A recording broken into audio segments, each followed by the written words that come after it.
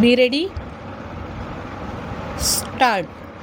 Over the past several years, approximately 57% of those who work in this country have been engaged in manufacturing, agriculture, transportation, utilities, and construction activities. 43% have been engaged in trades and services.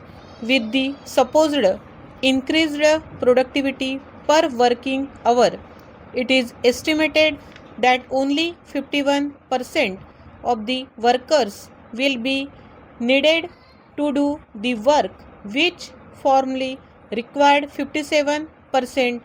This means that an additional 6% of the workers will be able to go into the trades and services, so that practically one half of the working population will be devoting their working hours to wholesale and retail distribution, machine servicing, and various types of personal and professional services.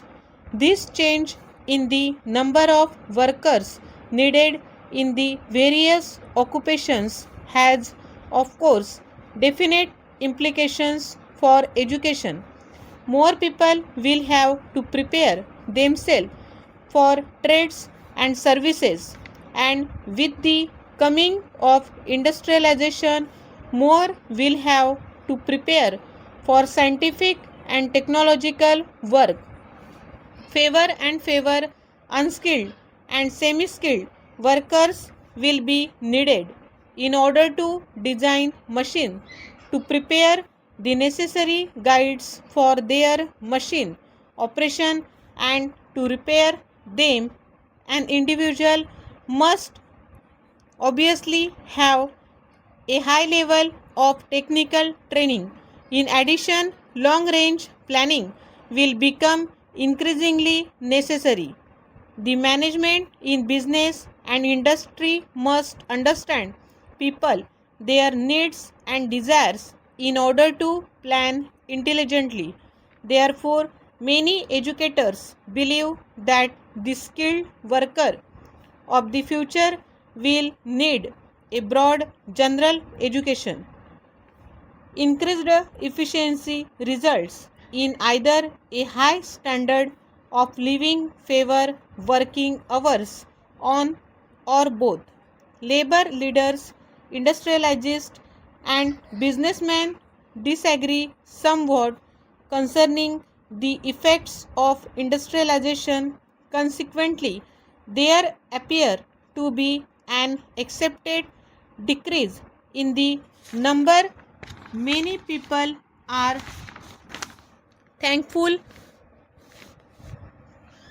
this our production efficiency is rapidly improved with the higher birth rates of the year since Second World War. The number of workers should increase appreciably. Undoubtedly, we will then find that even with an increasingly high standard of living, favor hours per week per worker will be required.